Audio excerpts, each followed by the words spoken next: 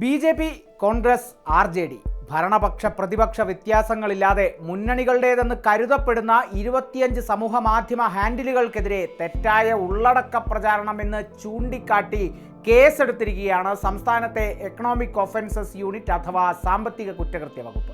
ജനപ്രാതിനിധ്യ നിയമം, മാതൃകാ പെരുമാറ്റച്ചട്ട ലംഘനം എന്നിവയുമായി ബന്ധപ്പെട്ട വകുപ്പുകൾ ചുമത്തി പ്രകോപനപരവും തെറ്റിദ്ധാരണാജനകവുമായ പോസ്റ്റുകൾ ഇട്ടതിന്റെ പേരിൽ രജിസ്റ്റർ ചെയ്യപ്പെട്ടത് 21 എഫ്ഐആറുകൾ.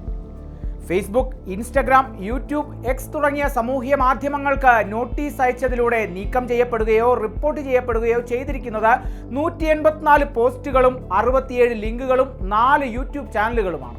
ഇവയുടെ ആധികാരികതയിൽ വാദങ്ങൾ ഉയരുന്ന സാഹചര്യത്തിൽ നടപടി നേരിട്ടവയുടെ ഉള്ളടക്കങ്ങളെല്ലാം ആക്ഷേപകരമാണെന്നതാണ് അധികൃതരുടെ കണ്ടെത്തൽ.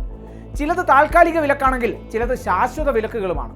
വിവിധ സമുദായങ്ങൾക്കിടയിൽ ഭയം, വിദ്വേഷം, സ്പർദ്ധ എന്നിവ പ്രചരിപ്പിക്കാൻ ശ്രമിക്കുന്ന ഉള്ളടക്കമാണ് നടപടി നേരിട്ട യൂട്യൂബ് ചാനലുകളുടേതെന്ന കണ്ടെത്തലിൽ സ്ഥിര വിലക്കിനായി കേന്ദ്ര സർക്കാരിന് ശുപാർശ നൽകിയെന്നുള്ളതും വിഷയത്തിന്റെ ഗൗരവം വ്യക്തമാക്കുന്നു. ആർട്ടിഫിഷ്യൽ ഇന്റലിജൻസ് ഉപയോഗിച്ച് നിർമ്മിച്ച വ്യാജ വീഡിയോകളും ഡീപ് ഫേക്ക് ഉള്ളടക്കങ്ങളും സംസ്ഥാനത്ത് വർദ്ധിക്കുന്നുവെന്നാണ് DIG മാനവ്ജിത് സിംഗ് ധില്ലൻ പരാമർശിച്ചത്. അതിനാൽ തന്നെ നീക്കം ചെയ്യപ്പെട്ടത് 117 ഡീപ് ഫേക്ക് പോസ്റ്റുകളാണ്. രജിസ്റ്റർ ചെയ്തത് 6 എഫ്ഐആർ. രാഷ്ട്രീയപരമായ പ്രസ്താവനകൾ വളച്ചൊടിച്ച് അവതരിപ്പിക്കുകയും ഇതുവഴി വോട്ടർമാർക്കിടയിൽ ആശയക്കുഴപ്പങ്ങൾ സൃഷ്ടിക്കുകയും ചെയ്ത നിരവധി കേസുകളിലാണ് ഇപ്പോൾ ഡിജിറ്റൽ ഫോറൻസിക് അന്വേഷണം പുരോഗമിക്കുന്നത്. സാമ്പത്തിക കുറ്റകൃത്യ വകുപ്പിന്റെ കണക്കുകൾ പ്രകാരം 145 സോഷ്യൽ മീഡിയ ഹാൻഡിലുകൾ തുടർച്ചയായ നിരീക്ഷണത്തിലാണ്. 40 എക്സ് അക്കൗണ്ടുകൾ, 28 യൂട്യൂബ് ചാനലുകൾ, 77 മറ്റ് സാമൂഹ്യ മാധ്യമ പ്രൊഫൈലുകൾ ഈ 145 ഉൾപ്പെടുന്നു. ഒപ്പം സംശയാസ്പദമായ പ്രവർത്തനങ്ങൾക്കായി ഉപയോഗിച്ചിരുന്ന 249 മൊബൈൽ നമ്പറുകളും വിലക്കിയിട്ടുണ്ട്.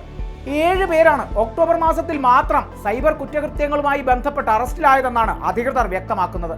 വ്യാജ വാർത്തകളോടും പ്രകോപനപരമായ അഭിപ്രായങ്ങളോടുമുള്ള ഈ സീറോ ടോളറൻസ് നയം മുന്നണികളുടെ പ്രചരണങ്ങളിൽ പ്രതിഫലിക്കുമോ എന്ന ചോദ്യത്തിന് ഒറ്റ ഉത്തരമേ ഉള്ളൂ: വെയിറ്റ് ആൻഡ് വാച്ച്.